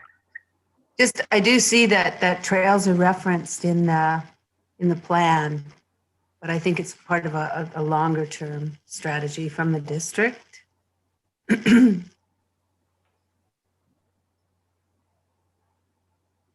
Yeah, so what I was going to say is what we can do is, as Leanna moves forward, is copy Jeremy and his team on what she's finding out. And certainly he's included in our agendas and minutes. So if he has overlap into what Lillooet's doing or input or thoughts, we would welcome any of that involvement. Because I think networking with Lillooet as one of the parties that's sitting at this table is quite important. Indeed, and what's happening at the campground, there was reference to Squamish in the district working on some trails. Obviously, the Lions one comes right to mind, but there's lots of others close to that central point. And Jackie, go ahead. I just want to point out that I just was reading the strategy again, and it just says a regional trail strategy, AB in Statland territory, and the agriculture plan is actually AB District of Lillooet and the Statland territory. So I would suggest that we add that in to ensure that we have participation at the table should this go to that level of creating the strategy, that we include District of Lillooet.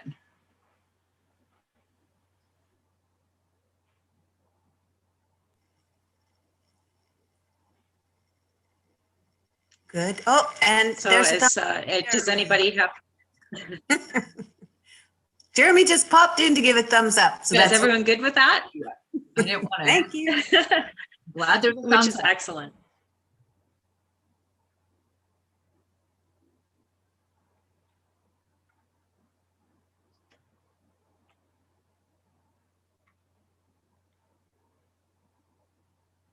Okay, excellent. So is there anything further here, guys? Or do we have it this time? Tons more to do, but this is I think so. the way to start. I think this is a good way to start. Excellent. And it will continue to come back to the committee for sure. Thank you. Okay, thank you. All right, let's go for 3 then, Philippa.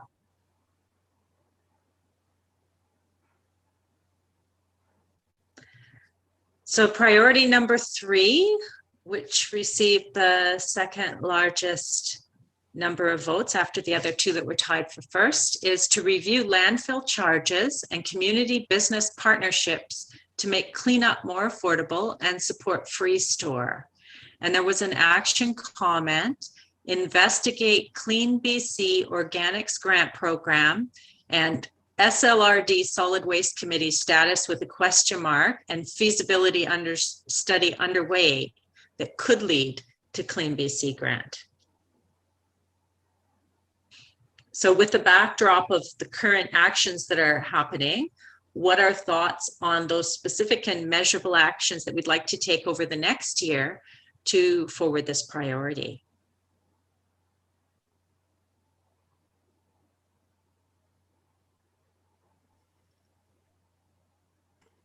Yep, Lori, please go ahead. Thanks. I don't know. I think that we need to look at eliminating or reducing the fees for the landfill with regards to like dilapidated trailers and buildings. We have so much garbage in backyards. We don't have the free dump day anymore, but with regards to larger trailers, and we want people to clean up, but yet it costs so much for people to clean up. You know, I see trailers over the banks on the way to Cache Creek. They're sitting there, nobody's done anything. It's easier to put it over the bank than it is to, and a lot cheaper than to take it to our dump. And I think that is a real issue that we really need to look at.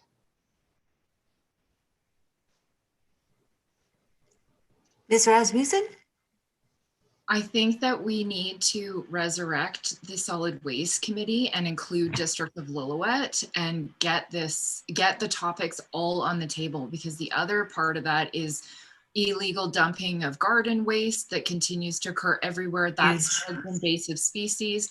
And the SLRD did a great program where they're trying to do a lot of composting, but there's still so much more education that people need to do with correct composting, what to put in it, what not to put in it, and as well as we need to tap into all those neat programs that give people incentive to clean up their places. And that's part of the beautification of our entire northern region that makes it attractive for people to be here. So let's get that committee as going again, and somehow invite 2 or 3 or whatever more people to be on that with within the district.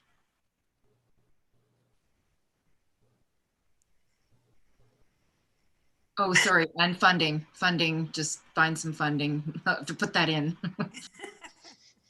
And resurrect. I'm not sure how to spell it, but I'm not sure that's spelled correctly. I can't help you. I'd have to write it down. We know what you mean. I'm sorry, I missed the name of that, the committee, if you wish to include it here. Solid Waste Committee.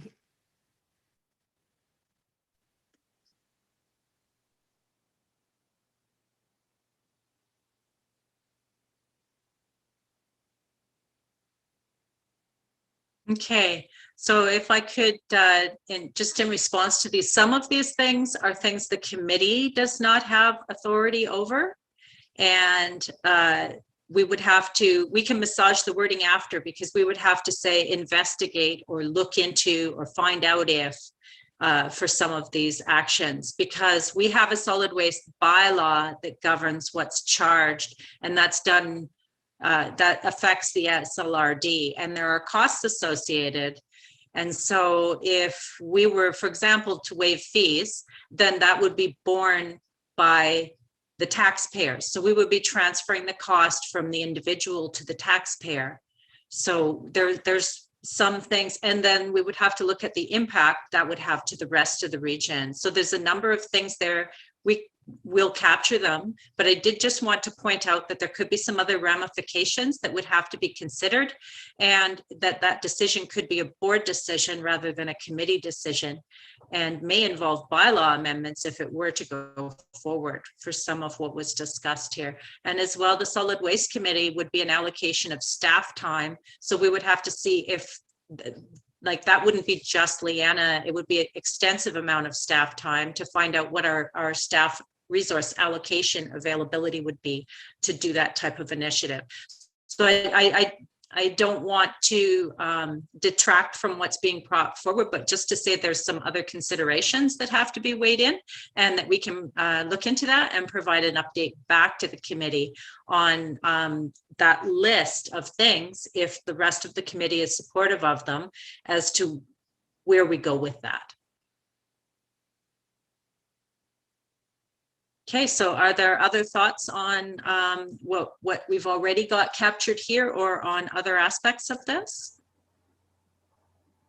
I certainly know as an area director that illegal dumping and the desire to have a free store, both so that we can recycle and have less waste, and also the desire for some way of having organics incorporated into our landfill. Those are definitely requests that I've received.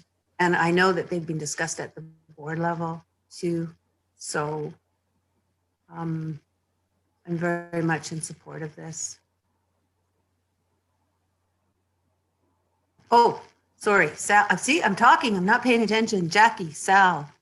I don't know which was first.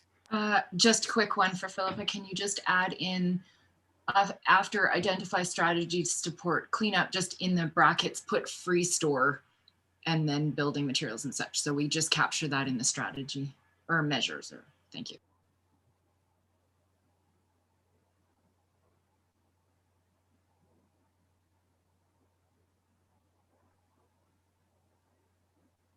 Sal, please go ahead. Yeah, thank you. With regards to trailers and campers and so on, Vivian's heard this at another different meeting, but we definitely have issues throughout BC with it. So I think what we need to do is to make a resolution to be brought to the EBCM with regards to it. One of the ways that we can do it is that these distributors or manufacturers need to be accountable. We had a trailer left out in our area, and I finally found out who the owner was through a forestry company, and it was finally removed. But to take it to our transfer station, we'd have to totally dismantle it and have all the recyclable pieces put into the areas that they need to go to, just to get rid of it. So that you can imagine how many man hours that would take. So somehow we need to have the BC government look at the issue, because it's BC wide. It's just not our area, and come up with a solution to the problem.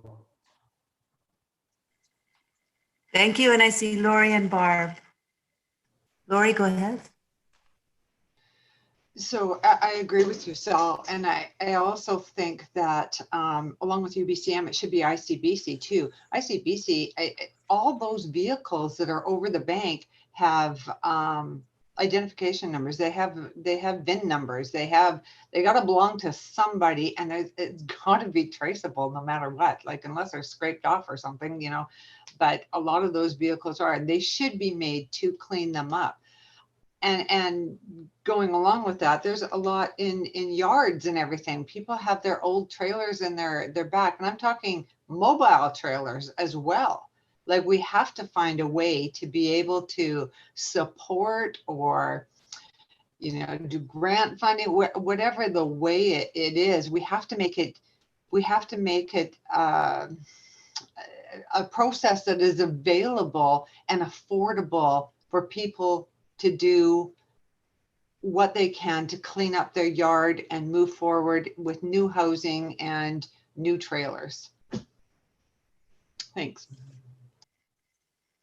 Got it. And I think Sal's also making a point that maybe the producers should have some responsibility for some of those costs. But yes, Barb. Yes, the district had put a resolution forward at the Silga AGM, and it just about got approved, but I think we were 2 votes short. So we're not the only people wanting this. And that was one of the suggestions that I made, was that possibly when you're purchasing RVs or live-in trailers or whatever, that there be some kind of an environmental tax on there, much like when you buy snow tires, and, you know, and that kind of covers some of the fees. So I don't think this is a dying issue, and I think it will come up again as far as resolutions. I think to take it to UBCM, I don't know if SLRD can do that, but I really think it should be included maybe in the resolution next time about the manufacturers having some kind of an environmental fee on there that kicks back to whomever to get rid of them. Thank you. And I think I see Jackie signing off. Thank you very much for your participation. Good travels. Anyone else on that? Number 3 item, we're making progress. Yeah, it's going great. I'm pretty pleased about this. Thank you all.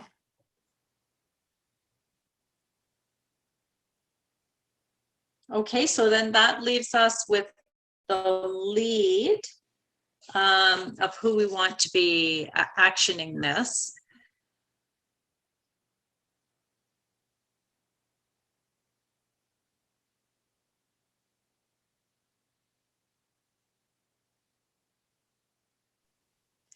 I certainly know that the Lillooet Naturalists, but even more, the Pemberton Wildlife Association have been making submissions and asking for a little more activity in the area of illegal dumping.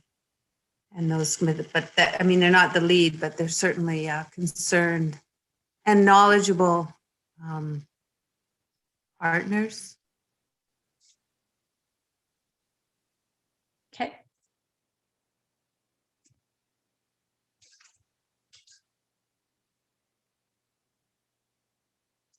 Well, and I think that if you're looking to the SLRD, this is again something Leanna can take on and have some internal discussions with our Director of Environmental Services, Angela Belsham, as well as other individuals to look at what we can do and bring something further back to you.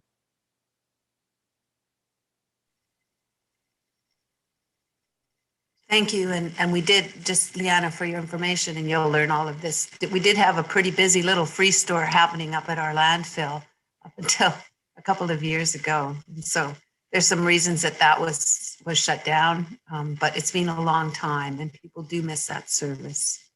And the staff know that.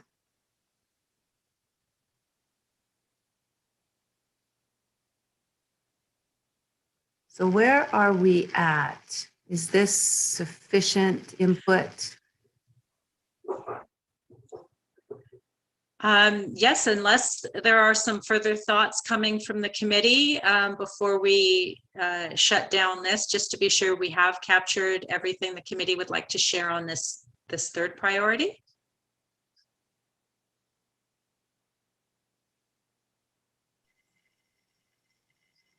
Does it go without saying, CAO Helmer, that like the lead, this committee obviously will be participating and following all of these action items. So we don't need to name ourselves. This is our action plan, right? So it will be for the committee, but if you'll notice at the specific measurable actions, the first part was to provide an update to the committee on what all of this. So it will come back to you automatically.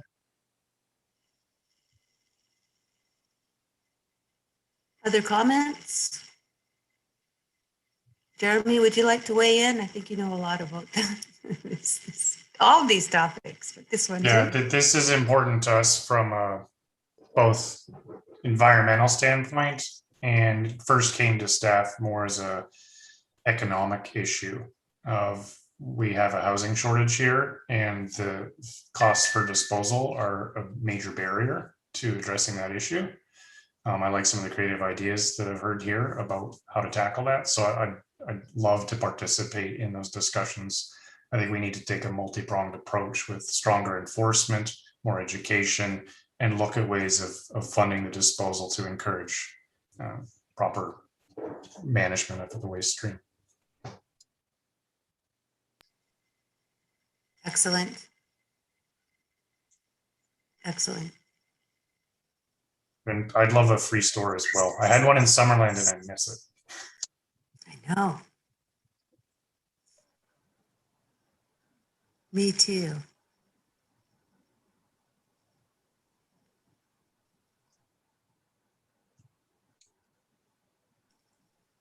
Okay,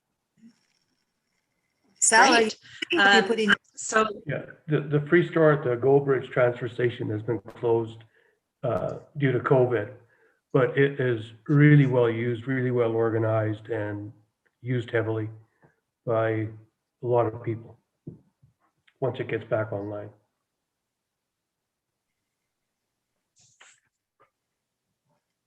Yep, please go ahead, CAO Helmer.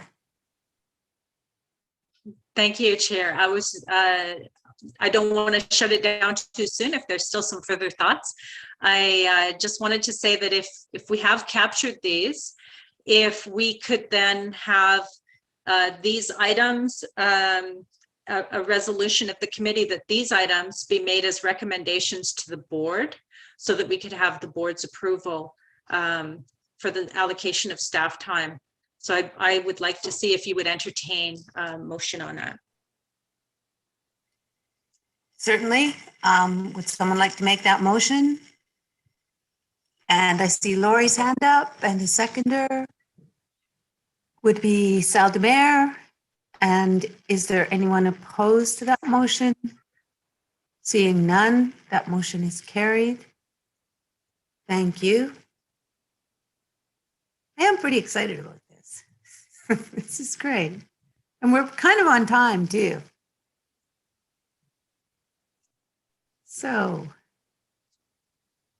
that will be that for today for this exercise, but we'll be seeing this again. And I'm really glad for the participation of everyone and for this, the use of this board. Thank you, Philippa and Patricia and Melanie, all for helping us get this together. So with that resolution, I think with the priorities done, this will be, that's the end of 7.5. And the next item, now, I didn't put our round table in a particular place on the agenda, so I think it would fall here. We've lost Jackie and That would Karen. be correct, Chair. Okay, and so would people like to take a couple of minutes each for sort of a round table of pertinent updates related to this committee? And we could limit our comments to like just 2 minutes. I could have Philip up the timer on. I think we should be somewhat brief, but Sal, I see your hand up. And then after that will be, because we do not have late business to my knowledge or notice of motion. So we have time to do this today. And Sal, Yeah, I'll be quick. We had a signing ceremony, and it's been trying to get signed and people involved and engaged, and it's with the mining community and the Shalath First Nations. And it was a memorandum of understanding that the mining companies and the Bridge River Valley Community Association and Shalath would work together on effective communications on all the various topics regarding, what they're doing, what's going on, and also, job opportunities, procurement opportunities. So it was signed last week, if I remember right. And it was an online signing, and I was chairing that meeting. Went very well. So thanks to all the people that participated in it, and a couple of the key people, Debbie Demare and Susan Denbeck, and Patricia was part of it also. So thank everybody that was involved in making that finally happen.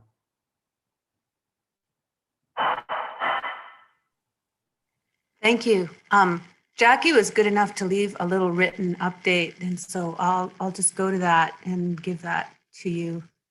If I can just make my screen, there we go.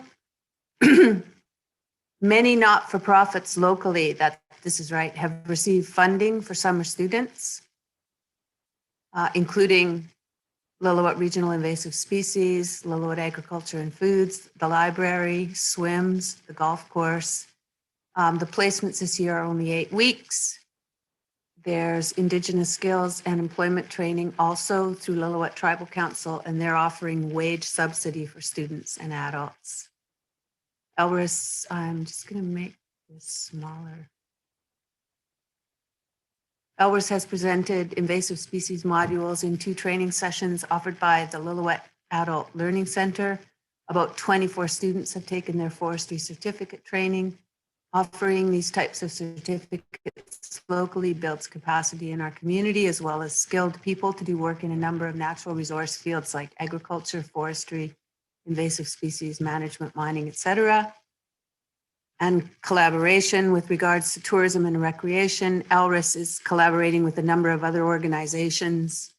Yep, Jackie does really well with her outreach. Bridge River Valley Community Association, Tourism Lillooet, Split Rock Environmental, tourism opportunities and education with regards to responsible recreation.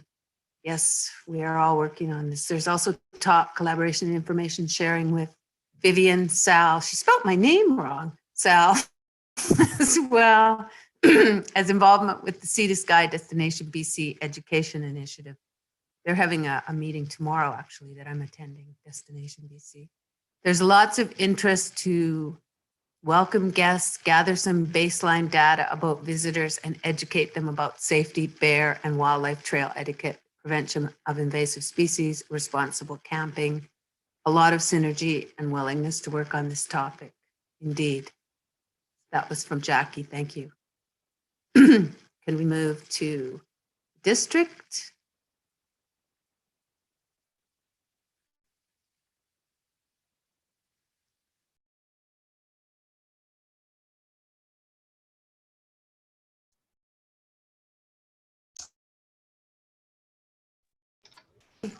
Yes. I'll go. Go for it. Okay, so, well, I always continue to work on housing, seniors housing. So I always think that's really, important to our town. And with the clinic closing, there's a lot of speculation out there. But with that comes new opportunities. And I'm hoping that perhaps we can open some windows for a little bit of collaboration between, clinics and housing. And I think there's a few opportunities within the IH. So I've got a couple of meetings next week with IH, and I'm hoping to pressure them, go to bat and fight with them about, getting some new housing and seeing what we can do to, because, if you strive to build seniors housing, there's a big part of BC housing that has large grant funding opportunities out there. And maybe there's some hope that with IH, we can collaborate some of those funding opportunities to build something new and great. So like I said, there's lots happening with the clinic closing and doctors retiring, but sometimes with that, new windows do open. So I'm just trying to find a crack somewhere that somebody will say, okay, Lori, we are going to listen to your idea, and I'll jump through that hoop. So that's it for me. Thanks. Good for you. Barb, would you like to add to? Sure. First, I'd like to thank Vivian for letting me sit in as her alternate on the Fraser Basin meeting. I enjoyed it immensely. Great group. Learned quite a few things, but they had a presentation from the Afton Mines people. And I believe it was the representative from, I know it was an Indigenous representative that works for them, and how they move forward with opening mines and closing mines. And they were originally supposed to close in 2020. It was extended to 2030, and how they have to have a plan. Before they ever open a mine, they have to have a plan in place of how they're going to close it and refurbish things and get things back to what they were. And I know that some people from Lillooet, probably not a lot, but some have either relocated to work at Afton Mines or commute, whichever. And the lady did offer to do a presentation for either district council or the SLRD or anyone that I wanted to reach out to hand her information over. So if we're interested at all, and you'd like the information, I can send it on. Like I say, I found it very informative. I didn't know about all the rules and regulations of mining. So it was a really good meeting. And we've already kind of discussed the collaboration with the campground. The Miyazaki House will not be opening again this year. I have notified, we just had a meeting Tuesday afternoon, and that was the vote of the board. I really wanted to work with Kim through the hub, but that most of the board members felt that we weren't ready yet, that we needed to have another meeting in July or August and actually get a strategic plan and what direction we want to take the house. So I have notified the Canada Summer Grant people that we would not be accepting that student and their funding, which I find really sad, because I think we could have not necessarily opened the house, but worked through the hub to have some things done. But like I say, the board wags the dog's tail. So that's where that sits right now. What else do I have? Lori already covered the medical clinic, which is sad, I think. But I think it opens a new door. You know, when one closes, another opens, and I think it will come out in the end that it will be for the betterment. I'm surprised that Jackie didn't put in there that they just celebrated 10 years of Invasive Species Society. Like, how did she miss that? And we had our first farmers market last Friday, and they are still working with the coupon program, and that is their 4th year. And I did have people at the Fraser Basin ask me about that, so I've put them on to Sarah. So that's about all I have.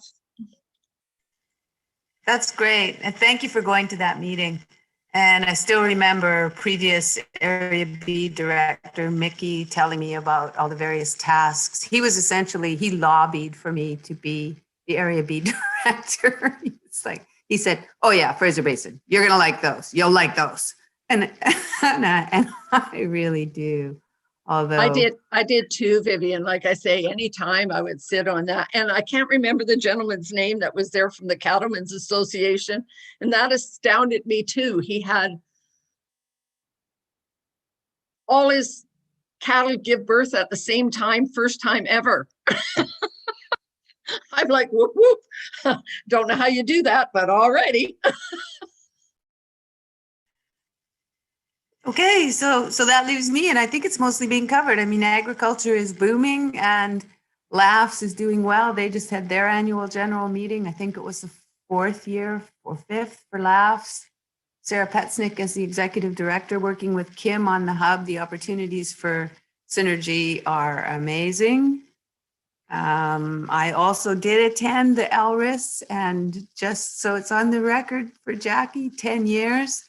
Amazing work, and her solid partnerships with all the communities, including the First Nations, are very impressive. And of course, the pool continues to fundraise in an amazing way, swims.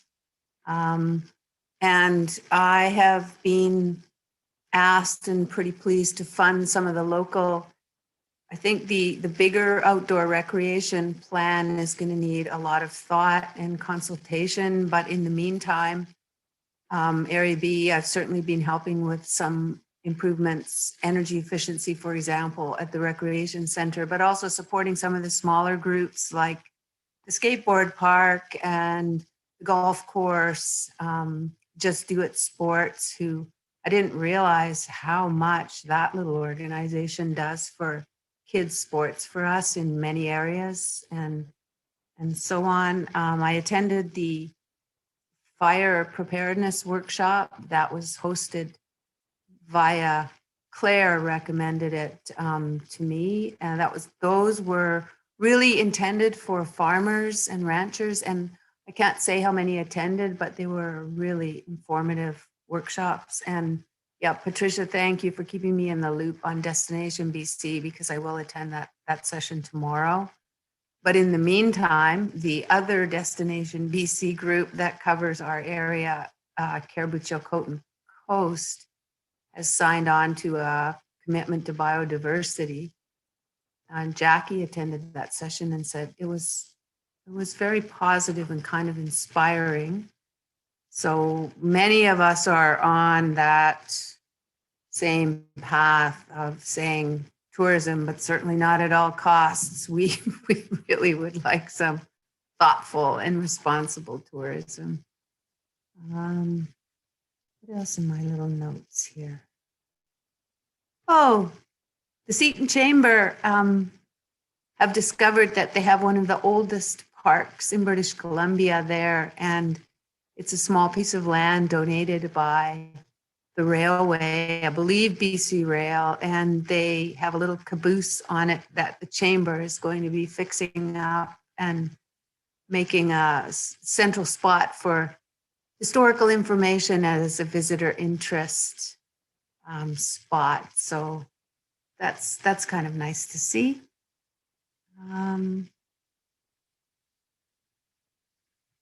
Yeah. At this point in a Zoom call, I always feel a little bit brain fogged. So I'm extremely pleased at the amount of work we managed to get done today. And I'm really grateful to the staff for all their support and to all of you for your participation. And we're actually going to maybe be ending this meeting soon. I do believe we need a motion to receive the roundtable report. So I will make that motion and look for a seconder. Sal DeMare, Barb, and is anyone opposed? Seeing none, that motion is carried. We do not have late business, and I don't believe we have a director's notice of motion. So then we move to item 11, a motion to adjourn the meeting. Our next meeting is in July. Oh, and something that I was wondering about. So we will have Suzanne Denbeck and the Bridge River Valley Community Association presenting at that meeting in July. They weren't able to be here today. I also thought about Tourism-Lillooet as a possible.